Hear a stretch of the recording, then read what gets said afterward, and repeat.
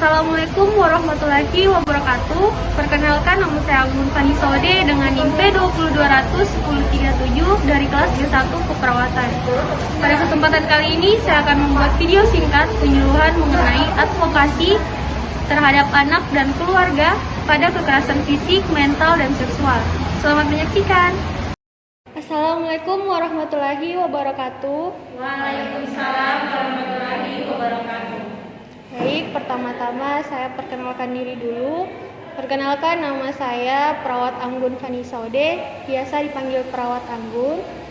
Tujuan saya ke sini untuk melakukan penyuluhan mengenai advokasi pada anak dan keluarga terhadap kekerasan fisik, mental, dan seksual. Terima kasih kepada ibu-ibu karena telah meluangkan waktunya untuk datang pada pertemuan kali ini. Baik, advokasi pada anak dan keluarga terhadap kekerasan fisik, mental, dan seksual. Membahas tentang kekerasan terhadap anak merupakan segala bentuk perbuatan dan tindakan yang berakibat timbulnya kesengsaraan atau penderitaan secara fisik, seksual, dan psikis yang terjadi kepada anak. Apa saja contohnya? Antara lain, penelantaran anak, kekerasan fisik, pelecehan seksual kepada anak, serta kekerasan emosional ataupun psikologis. Lantas, apa yang harus kita lakukan? Yang harus kita lakukan adalah menjadi advokasi. Apa itu advokasi? Advokasi ialah pekerja sosial wujud untuk membantu individu, kelompok, dan orang yang tidak mampu agar mampu dan dapat membantu diri mereka sendiri. Lantas, apa peranan seseorang sebagai advokat? Ada beberapa peran yang bisa kita lakukan sebagai advokat, antara lain, kita bisa menginformasikan kepada korban akan haknya untuk mendapatkan seseorang atau beberapa orang pendamping. Yang kedua, kita dapat mendampingi korban di tingkat penyidikan, penuntutan, atau tingkat pemeriksaan pengadilan dengan membimbing korban untuk secara objektif atau lengkap memaparkan kekerasan dalam rumah tangga yang dialaminya. Yang ketiga, kita dapat mendengarkan secara empati segala penuntutan korban sehingga korban merasa aman didampingi oleh pendamping. Dan yang terakhir, kita dapat memberikan dengan aktif penguatan secara psikologi dan fisik kepada korban.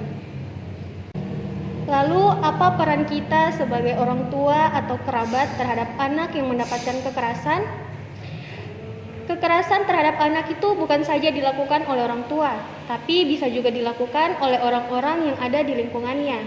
Untuk itu, ada beberapa cara yang bisa kita lakukan untuk mengupayakan agar kekerasan tersebut sebisa mungkin dicegah dan diatasi dengan cara berikut.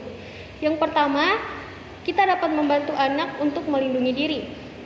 Kita berikan pemahaman dan ajarkan anak untuk menolak segala perbuatan yang tidak senonoh dengan cara meninggalkan di mana sentuhan terjadi. Ingatkan anak untuk tidak gampang mempercayai orang asing dan buat anak untuk selalu menceritakan jika terjadi sesuatu kepada dirinya.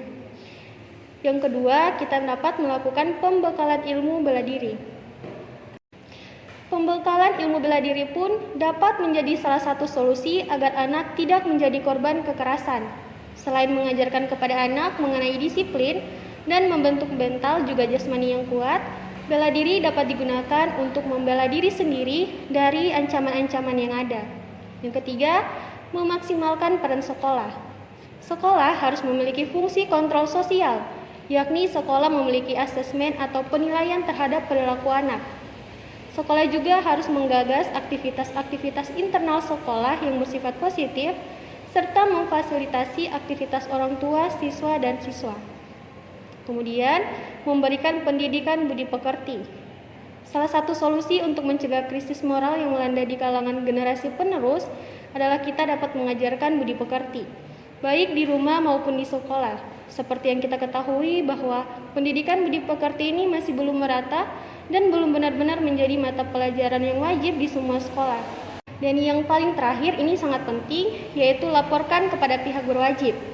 Hal yang terakhir yang harus dilakukan bila terjadi kekerasan fisik, psikis, ataupun seksual adalah segera melaporkan kepada pihak berwajib.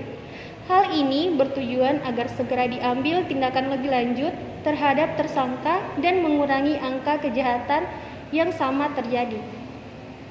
Baik, ibu-ibu, Mungkin itulah penyuluhan singkat pada kesempatan kali ini, dan terima kasih juga kepada ibu-ibu karena telah meluangkan waktunya. Apabila ada kesalahan kata mohon dimaafkan. Saya akhiri dengan ucapan wabillahi taufiq wal hidayah. Wassalamualaikum warahmatullahi wabarakatuh. Waalaikumsalam warahmatullahi wabarakatuh.